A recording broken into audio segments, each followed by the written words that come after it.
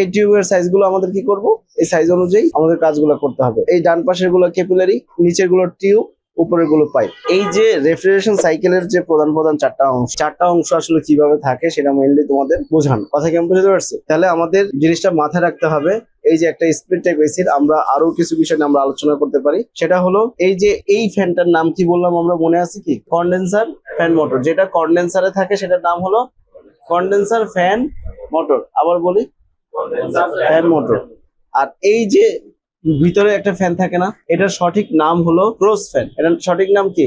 Cross fan, ঠিক আছে? কিন্তু এটা সবাই বলে কি লোয়ার ফ্যান মোট, লোয়ার বলে, কেউ রানার বলে। কথা কি বুঝতে পারছি? তাহলে যে যেটাই বলুক না কেন সমস্যা নাই। আর এর সঠিক নাম হলো কি? Cross fan. এখানে তোমার এই পুরো অংশটা হলো কন্ট্রোল বক্স। এখান থেকে মূলত পুরো সিস্টেমটাকে নিয়ন্ত্রণ করা হয় যে আমি কত টেম্পারেচার।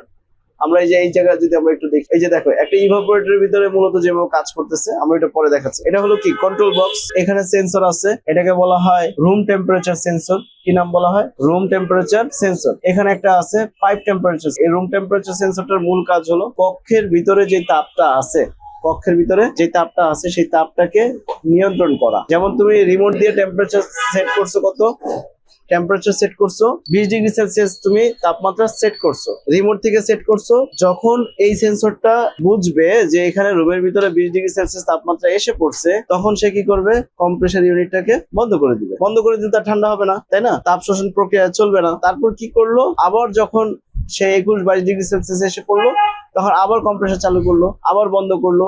এই যে নিয়ন্ত্রণ করা, এই নিয়ন্ত্রণটা কে করবে? এই যে কন্ট্রোল বক্সটা করবে। সেন্সর তো একটা শুধু ডাটা সিগন্যাল নিবে, সে তো ইনপুট ডিভাইস, মানে সে শুধু সিগন্যাল গুলোকে নিবে। আর কন্ট্রোল বক্স গুলো সেগুলোকে প্রসেস করে কমান্ড করবে যে কে চলবে, কে বন্ধ থাকবে, এভাবে নিয়ন্ত্রণ করবে। কথা বুঝতে পারছি? তাহলে আমাদের এই এসিটা যখন চলে, এটাতে একটা split type air condition. Split মানে কি? স্প্লিট মানে হলো দ্বিখণ্ডিত, দুই ভাগে বিভক্ত। কথা কি বুঝতে পারছি? যেমন এই যে এই পুরাটা তো একটা এয়ার কন্ডিশনিং সিস্টেম, তাই না? পুরাটা, কিন্তু এটা ভাগ কয়টা? দুইটা। এটা একটা ইউনিট, এটা একটা ইউনিট। এই ইউনিটের নাম কি? Indoor unit. হ্যাঁ, আর এটা কি ইউনিট? Outdoor unit. তাহলে আমার এই যে ইনডোর ইউনিটটা আছে, এই ইউনিটটা কক্ষের ভিতরে থাকছে, এই ইউনিটটা কক্ষের বাইরে থাকছে। এখন মূল বিষয়টা হলো আমরা কিন্তু এগুলো নিয়ে কিন্তু এখন কাজ শিখাচ্ছি না, আমরা এগুলোর সাথে পরিচিতি হচ্ছে। এগুলো কিভাবে, কোন ফাংশনটা কিভাবে কাজ করে। আমরা এই যে এখানে ক্যাপাসিটর আছে, এখানে একটা ফ্যান ক্যাপাসিটর আছে, একটা কম্প্রেসর ক্যাপাসিটর আছে, দেন ওইখানে কানেক্টর আছে। এই যে প্রত্যেকটার কাজ কি কি, কম্প্রেসার, ফ্যান মোটর, হ্যাঁ, কিভাবে কাজ করে, কিভাবে নষ্ট হলে আমরা বুঝতে পারবো, এগুলোই তো আমাদের মেইন কাজ, তাই না? এর মধ্যে তোমরা দেখছো যে টিউবের এখানে লিকেজ হয়ে যায়, সেই লিক গুলো কিভাবে রিপেয়ার করে, দেখছো না সবাই? কথা কি আমি বুঝাতে পারছি?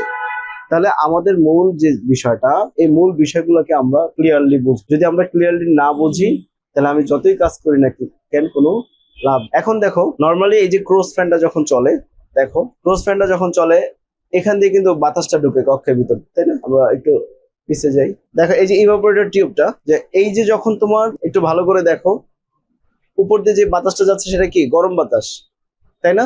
এখান দিয়ে গরম বাতাস যায় না, আর এখান দিয়ে যে বাতাসটা বের হয় ঠান্ডা বাতাস। তাহলে গরমটা গেল কোথায়?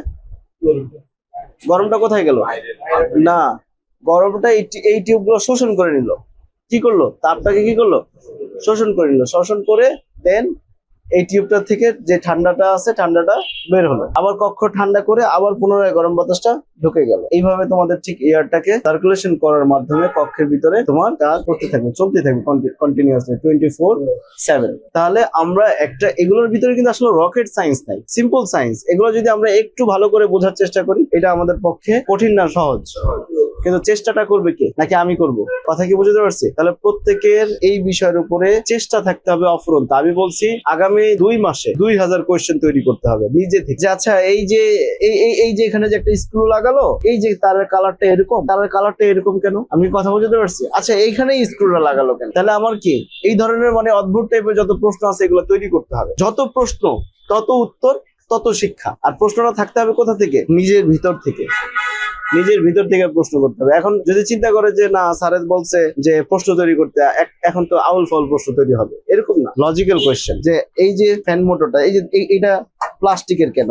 এটা বাঁকা, এরকম এত বাঁকা কেন, আমাদের উপরের ফ্যানটি এত বাঁকা না, এই ধরনের প্রশ্নগুলো আসতে পারে না। আমি কথা বুঝতে পারছি? তাহলে এইভাবে করে আমরা জিনিসগুলো বোঝার চেষ্টা করা। আর এই যে সার্কুলেশন, আমরা এই ভিডিওটা দেখলে আমরা যে রেফ্রিজারেন্ট যে সার্কুলেশনটা একটা স্প্রে টাইপ এসির, আমরা সেই জিনিসটা কিন্তু বুঝতে পারবো। আমরা এই ভিডিওটা দেখবো, একটু পরে দেখবো পুরোটা। এই যে দেখো তোমার এক্সপানশন বাল্ব, যেটা আমরা বলছিলাম ক্যাপিলারি, দেখো ওই জায়গাটা গিয়ে কিন্তু তোমার কি করছে, রেফ্রিজারেন্টটাকে এখানে কি বাধা সৃষ্টি করছে না? মানে ক্যাপিলারি টিউব, এক্সপানশন বাল্ব, এগুলো সেম কাজই করে, এগুলো কি করে, সেম কাজই করে, শুধু কি এটা ডিভাইস অনুপাতে তোমার এটার সাইজিং হয়, ডিফারেন্ট ডিভাইস হয়, কিন্তু জিনিসগুলো একই কনসেপ্টে চলে। তাহলে এই স্প্লিট টাইপ এসি নিয়ে তোমাদের কোনো প্রশ্ন আছে কি, বলো। গরম বাতাসটা, এটা গরমটা, রুমের গরমটা এটা টাইনা নেয়। হ্যাঁ, আবার এটাই কি ঠান্ডাটা ছেড়ে দেয়? আচ্ছা। নিচে তাইলে গরম, নিচে কেন গরম হয়? কেন গরম হয়, এটার উত্তর বাকিরা সবাই জানে, তাই না? আমরা এই জিনিসটা বোঝার জন্য আমাদের রেফ্রিজারেশন সাইকেলটাকে আগে ভালো করে বুঝতে হবে। তোমরা তো প্রথম 1 তারিখে তো ভর্তি হও নাই, হয়েছে তোমরা কয় তারিখে, 3 তারিখে। তাহলে এই 3টা দিন ক্লাস হয়েছে না আমাদের, ওই 3 দিনে কিন্তু এই জিনিসটাই বোঝানো হয়েছে যে তাপ কিভাবে শোষণ করে বর্জন করা হয়। তোমার কথা হলো যে এখানে যদি আমি হিটটা নেই, তাহলে হিটটা গেল কোথায়, কোথাও না কোথাও গেল নাকি? তাহলে এখান থেকে যে হিটটা গেল, সেই হিটটা কিন্তু রেফ্রিজারেন্ট মূলত কি করছে, তাপটাকে শোষণ করতেছে। এই রেফ্রিজারেন্ট বা হিমায়ক, ওর মূল কাজ হলো তাপ পরিবহন করা। তাপ কি করা, পরিবহন করা। তাহলে ও কি করছে, এখান থেকে তাপ শোষণ করতেছে, তাপ শোষণ করে সেই তাপটাকে কি করতেছে, সে পরিবহন করে ভিতর দিয়ে নিয়ে যাচ্ছে। এখানে যখন কম্প্রেসর যখন উচ্চ চাপ প্রয়োগ করতেছে, উচ্চ চাপের ফলে তাপ উৎপন্ন হচ্ছে, এবং তাপ এবং কন্ডেন্সার কন্ট্রোল ডিভাইসে যখন বাধা সৃষ্টি হচ্ছে, কন্ডেন্সারের ভিতরে একটা প্রেসার তৈরি হয়েছে না, প্রেসারের ফলে, হাই প্রেসারের ফলে এখানে কিন্তু উচ্চ চাপ, চাপের ফলে উচ্চ তাপও সৃষ্টি হয়েছে, তাই না? তাহলে সেই তাপটা কি করলো, ফ্যানের মাধ্যমে বের করে দিল। তাহলে এদিক দিয়ে তাপটাকে কি করলো, বের করে দিল, আর এদিক দিয়ে তাপটা কি করলো, শোষণ করলো। তাহলে এদিক দিয়ে তাপ শোষণ করছে, কিন্তু এদিক দিয়ে তাপ বের করে দিল। তাপ কি মূলত রেফ্রিজারেশন সিস্টেম ছাড়া ধরা যায়? মানে আমি তাপটাকে ধরে এই প্রান্ত থেকে ওই বাইরে ফেলে দিলাম, এটা কি সম্ভব? এটা কি কখনোই সম্ভব? সম্ভব না। তাহলে মূলত কি, যে তাপটাকে শোষণ করে তোমার তাপটাকে বর্জন করে। এই যে এই অ্যানিমেশন ভিডিওটাতে একটু লক্ষ্য করবা যে তাপ, এখানে যে তাপমাত্রা গুলো লেখা থাকে সেগুলো একটু বোঝার চেষ্টা করো, দেখলে তোমরা বুঝতে পারবা। তোমাদের কি কোনো প্রশ্ন আছে আর? আমাদের ক্যামেরার পিছনে এক স্টুডেন্ট আছে, বলো কি প্রশ্ন। ভিতরে যাই বলি না, বলো তুমি।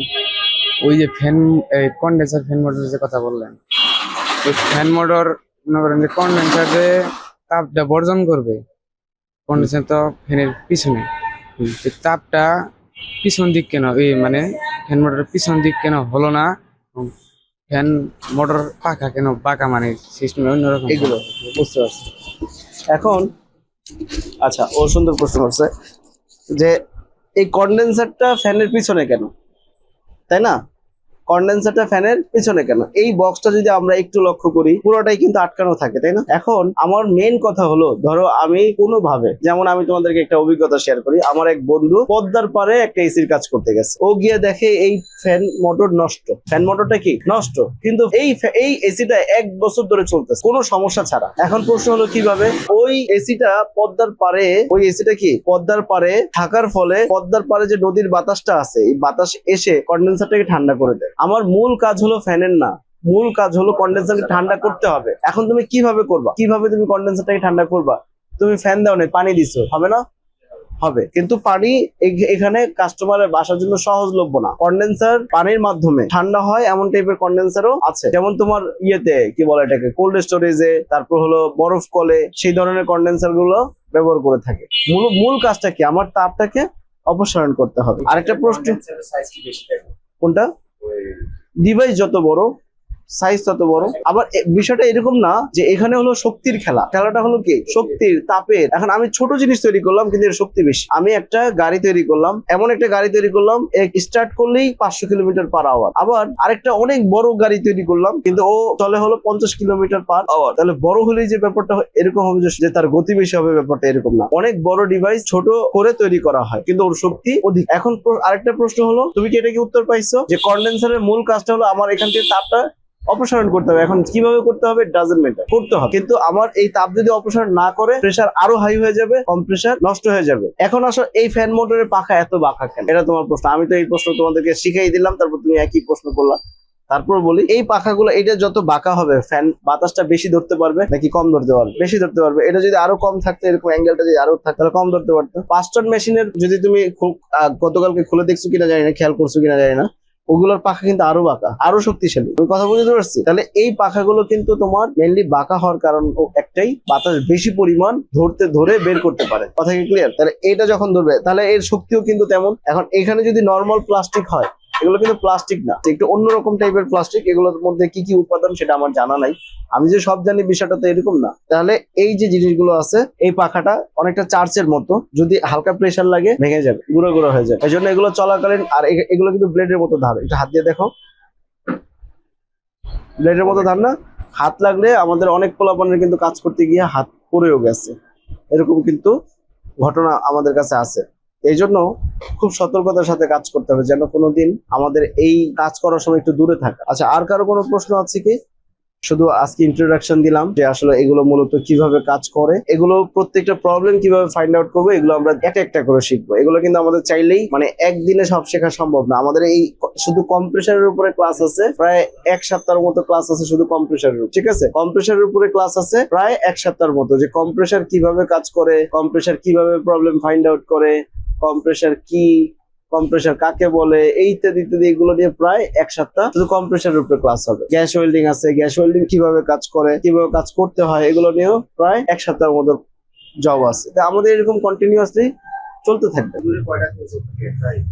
ইনডোরের সেন্সর থাকে দুইটা, থাকে নর্মাল এসি গুলোতে দুইটা থাকে। একটা হলো রুম টেম্পারেচার সেন্সর, যদি কোনো কারণে এই যে সেন্সরটা আছে, এই সেন্সরটার কাজ হলো কক্ষের তাপমাত্রাকে নিয়ন্ত্রণ করা। আর এখানে একটা টেম্পারেচার, এখানে পাইপ টেম্পারেচার সেন্সর আছে। এই পাইপ টেম্পারেচার সেন্সরের কাজ হলো যদি কোনো কারণে এই যে সেন্সরটা, এই যে অনেকটা কাইন্ড অফ তাবিজের মতো, হ্যাঁ তাবিজের মতো, কিন্তু এটাকে তাবিজ বলা যাবে না, এটাকে বলা হয় পাইপ টেম্পারেচার সেন্সর। এটার মূল কাজটা হলো যদি কোনো কারণে এখানে ময়লা জমে যায়, তাহলে এখানে বরফ জমে যাবে। কি হবে? বরফ জমে যাবে। এই বরফটাকে যদি জমে যায়, তাহলে বরফ জমতে জমতে জমতে জমতে এই ফ্রন্ট কভারটা আছে না, ভেঙে যাবে। ফ্রন্ট কভার ভেঙে যাবে, এসিটাতে বিভিন্ন রকম সমস্যা দেখা দিবে। এই জন্য এই যে সেন্সরটা, ও যখনই এখানে ময়লা জমে বরফ জমে যাবে, বরফ আসা শুরু করবে, সাথে সাথে ও সেন্সর সিগন্যাল দিবে যে এখানে বরফ আসে। সিগন্যাল দেওয়ার সাথে সাথে কম্প্রেসারকে বন্ধ করে দিবে। তাহলে সে কি বরফ আসবে? আর আমি কি জিনিসটা বোঝাতে পারছি? তাহলে মূল বিষয়টা কি? মূল বিষয়টা হলো এক একটা ডিভাইসের এক একটা কাজ। আচ্ছা ভাই, আমার যে ডান হাতের কাজ আর বাম হাতের কাজ কি এক? আমার মাথার কাজ আর আমার পেটের কাজ এক? প্রত্যেকটার কাজ ভিন্ন ভিন্ন, কিন্তু